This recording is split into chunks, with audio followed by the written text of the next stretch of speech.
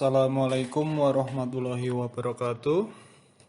Alhamdulillah kita berjumpa kembali dalam materi hukum agraria pertemuan keempat. Semoga teman-teman dalam keadaan sehat, senantiasa diberikan kemudahan, perlindungan dari Allah Subhanahu wa taala. Amin amin ya rabbal alamin. Pada kesempatan hari ini kita akan membahas beberapa hal terkait dasar-dasar hukum agraria.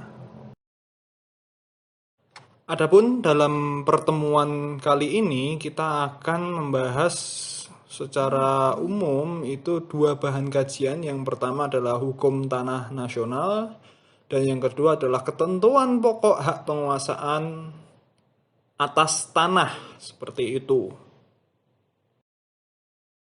Masuk ke pembahasan yang pertama mengenai hukum tanah nasional.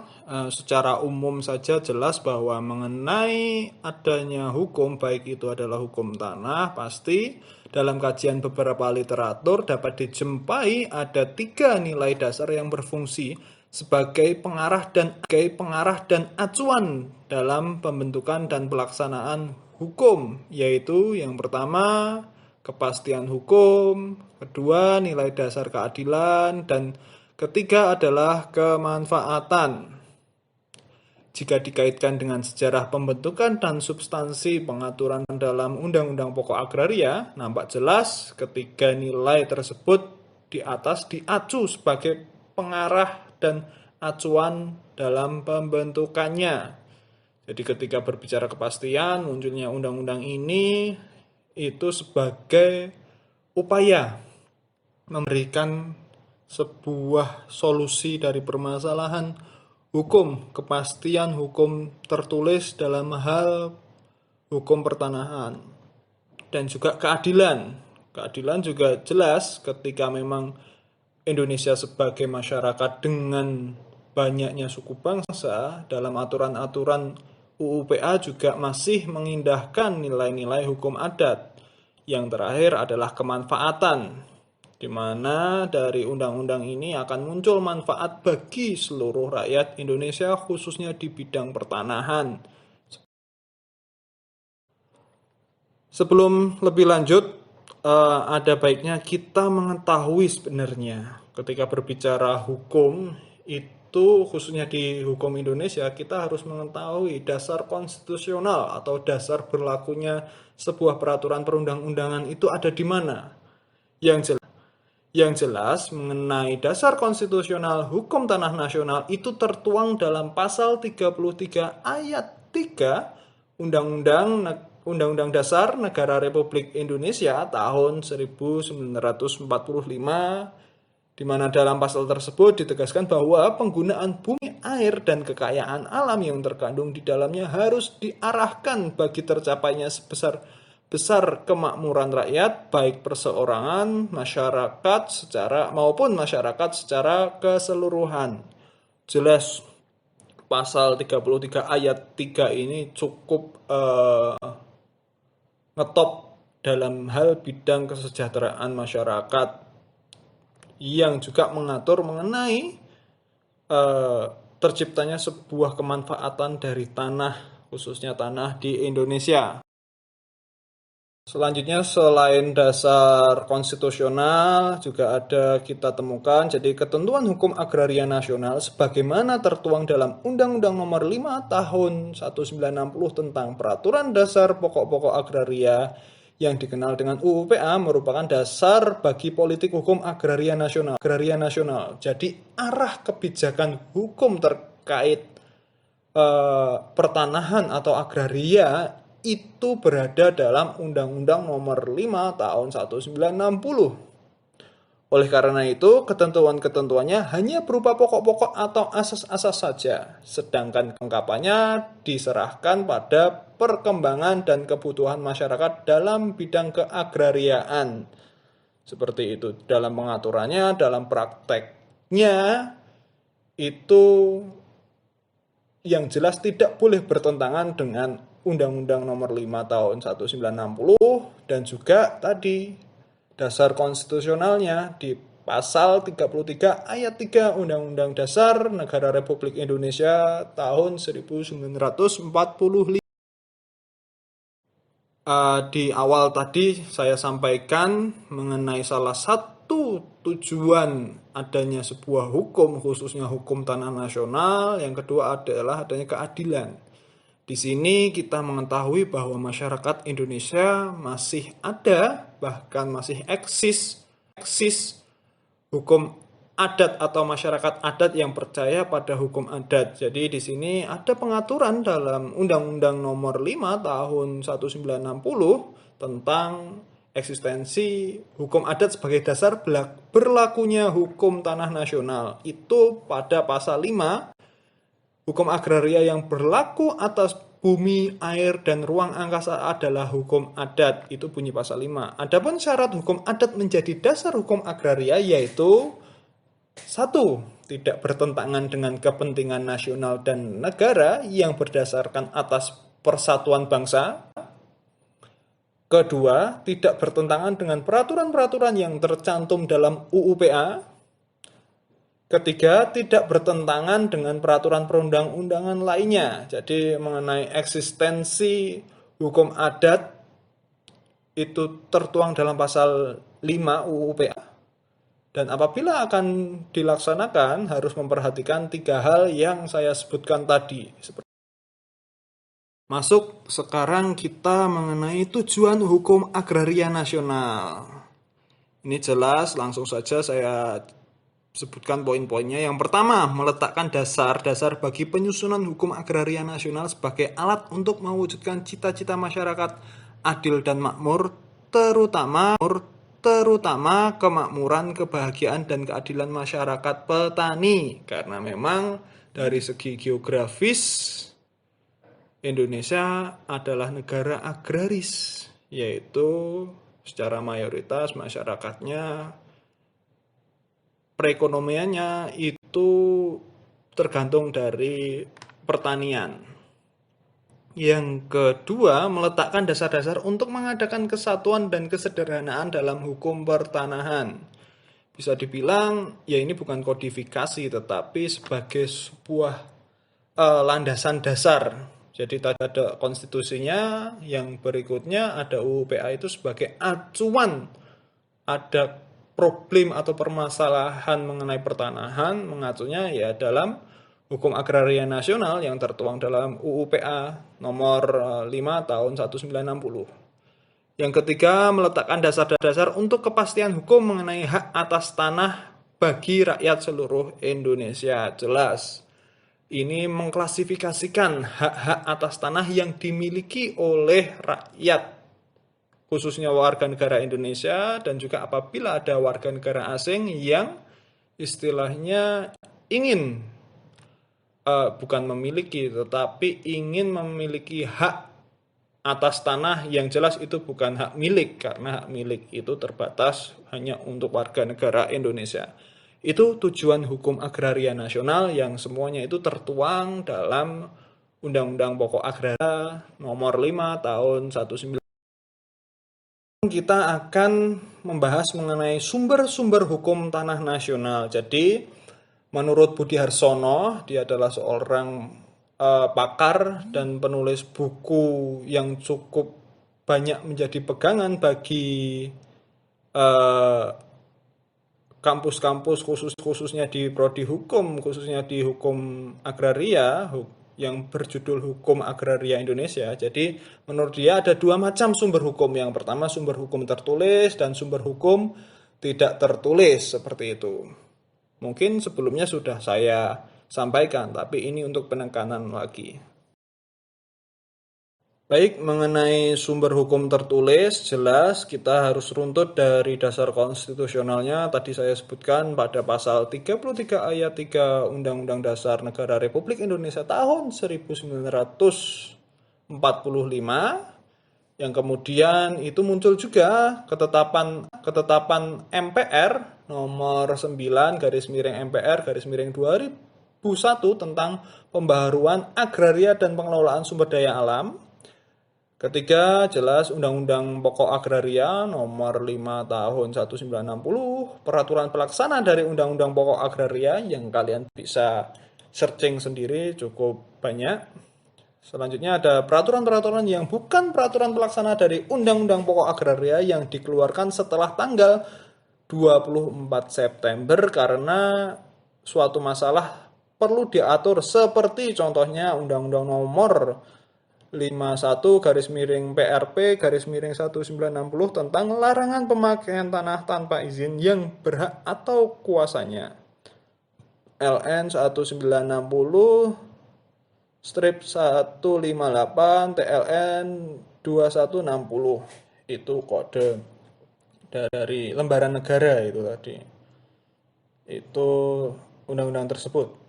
Yang berikutnya adalah peraturan-peraturan lama yang untuk sementara masih berlaku berdasarkan ketentuan pasal-pasal peralihan yang merupakan bagian hukum tanah yang positif, bukan bagian hukum tanah nasional seperti itu. Jadi peraturan-peraturan lama sebelum Undang-Undang UU-PA, tapi dalam ketentuan UU-PA itu masih diberlakukan sesuai dengan ketentuan pasal peralihan sampai batas yang telah ditentukan. Nah ini sumber hukum tidak tertulis. Yang pertama adalah norma-norma hukum adat yang sudah disenir menurut ketentuan pasal 5, pasal 56, dan pasal 58 Undang-Undang Pokok Agraria. Kalian bisa baca di situ bagaimana bunyi ketentuan-ketentuan yang mengatur norma-norma hukum adat. Hukum kebiasaan baru termasuk jurisprudensi dan praktek administrasi yang berkaitan dengan tanah. Jadi memang pasti akan ada sebuah perubahan-perubahan khususnya dalam jurisprudensi putusan hakim dalam mengatasi permasalahan hukum pertanahan dan praktek administrasi. Misalnya sekarang saat ini adanya sertifikat massal, pendaftaran sertifikat massal itu akan juga salah satu upaya praktek administrasi yang itu memang merupakan sumber hukum tidak tertulis seperti itu. Yang kemudian masyarakat berbondong-bondong mendapatkan sertifikat tanah atas dirinya seperti itu. Jadi selain sumber hukum pertanahan atau sumber hukum tanah nasional, kita juga harus menganut sebuah asas-asas berlakunya hukum tanah nasional. Yang pertama adalah asas kenasionalan, asas pada tingkat tertinggi bumi, air, ruang angkasa, dan kekayaan alam yang terkandung di dalamnya dikuasai oleh negara.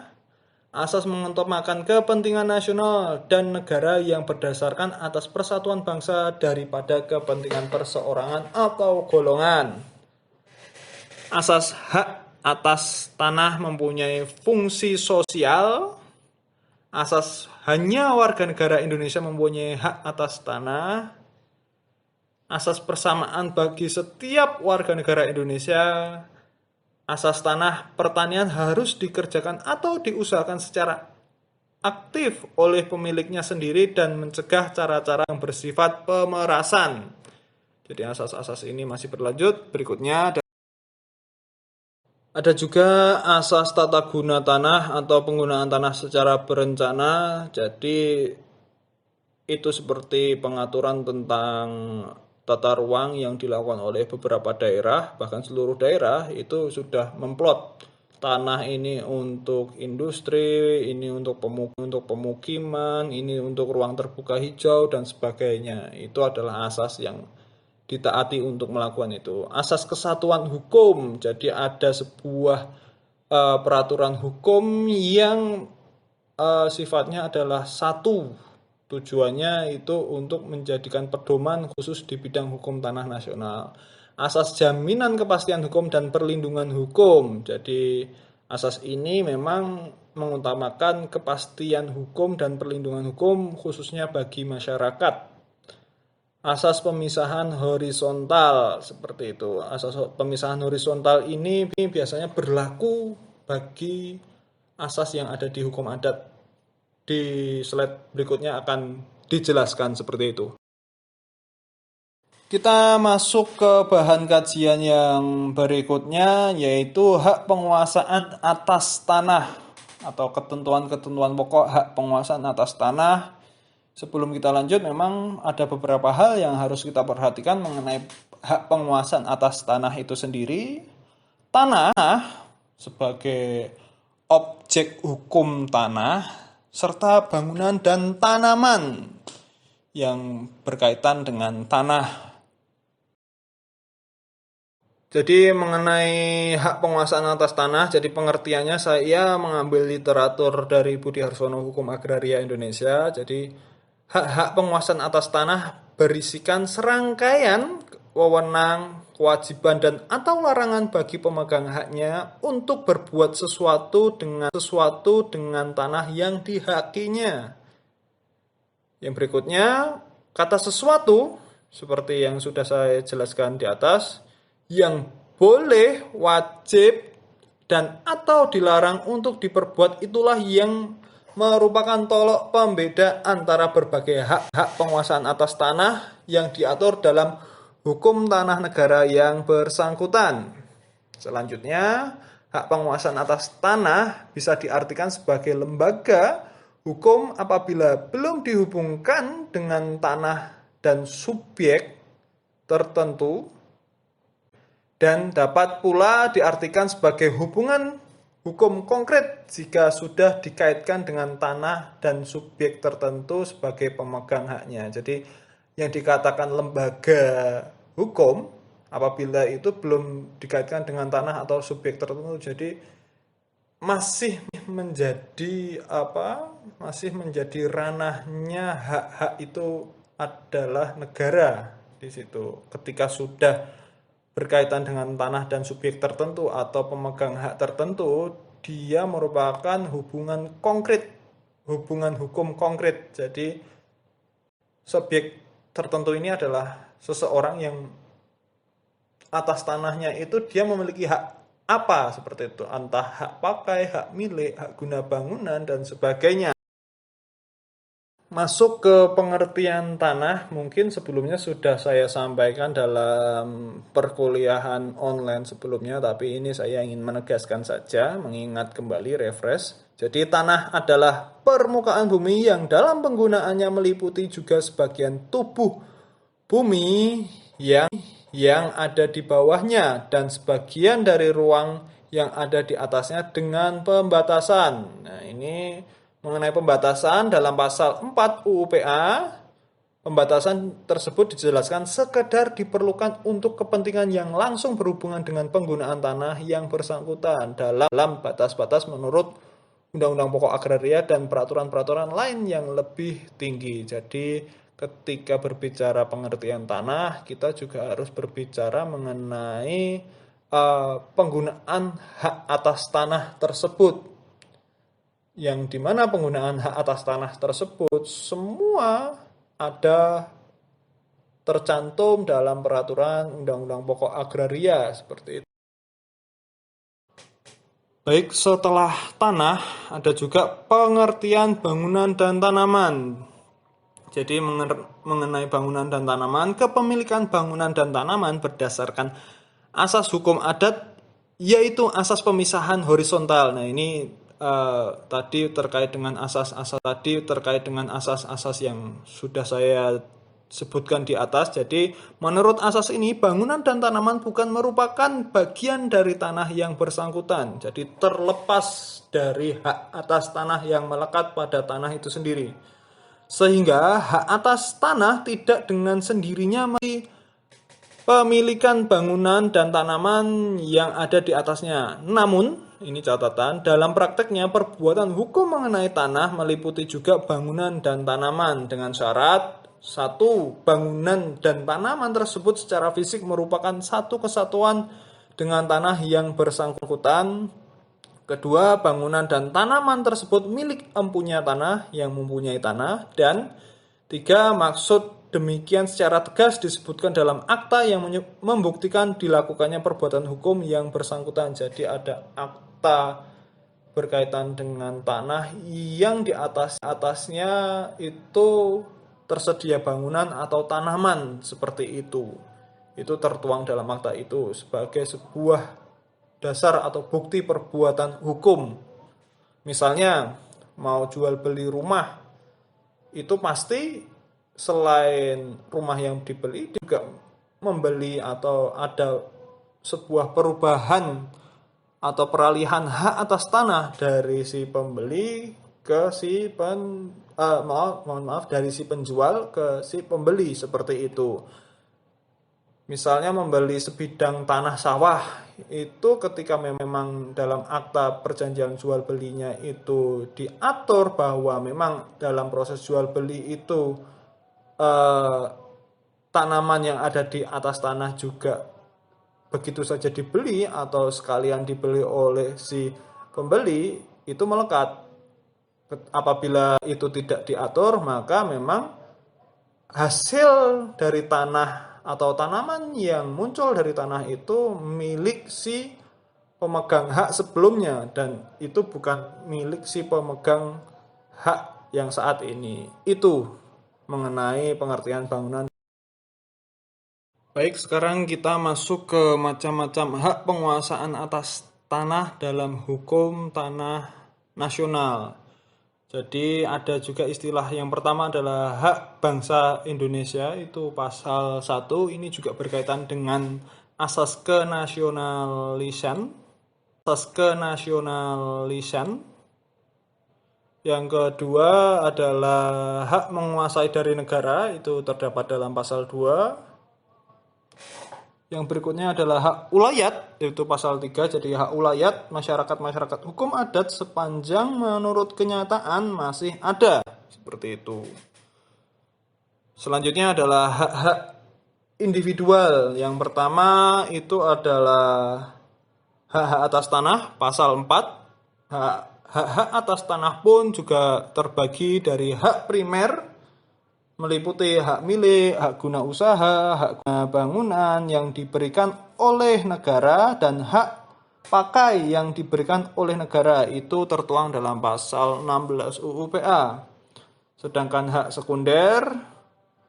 sekunder adalah hak guna bangunan dan hak pakai yang diberikan oleh pemilik tanah, hak gadai, hak usaha bagi hasil, hak menumpang, hak sewa, dan lain-lainnya. Itu pasal 37, pasal 41, dan pasal 53. Selain itu juga ada wakaf tanah, itu ada di pasal 49. Yang terakhir juga ada hak jaminan atas tanah atau hak tanggungan, pasal 23, pasal 33, pasal 39, dan pasal 51 serta Undang-Undang Nomor 4 Tahun 1996. Seperti itu. Pengaturan lebih lanjut juga ada hak milik atas satuan rumah susun, bukan hak penguasaan atas tanah, melainkan hak atas satuan rumah susun tertentu yang menurut menurut Undang-Undang Nomor 16 1985 tentang rumah susun meliputi juga satu bagian tertentu sebesar nilai perbandingan proporsionalnya dari hak atas tanah bersama di atas mana rumah susun yang bersangkutan itu berdiri. Seperti itu. Itu penjelasan pada materi kali ini. Harapannya teman-teman juga bisa membaca, khususnya saya wajibkan untuk membaca Undang-Undang Pokok Agraria sebagai bahan referensi dan dasar pemahaman teman-teman tentang hukum tanah nasional, dan juga pendukungnya adalah kalau bisa ya mencari buku hukum agraria Indonesia karangan Budi Harsono, tapi jangan dalam waktu dekat ini karena memang kondisi yang belum memungkinkan kita untuk bisa beraktivitas secara normal. Tapi yang jelas sudah banyaklah internet pun sudah menyediakan banyak referensi terkait hukum tanah nasional. Itu saja dari saya. Bisa kita lanjutkan ke sesi diskusi, forum tanya jawab, dan forum-forum lain yang tersedia. Kurang lebihnya saya mohon maaf. Wabillahi taufik wal hidayah. Wassalamualaikum warahmatullahi wabarakatuh.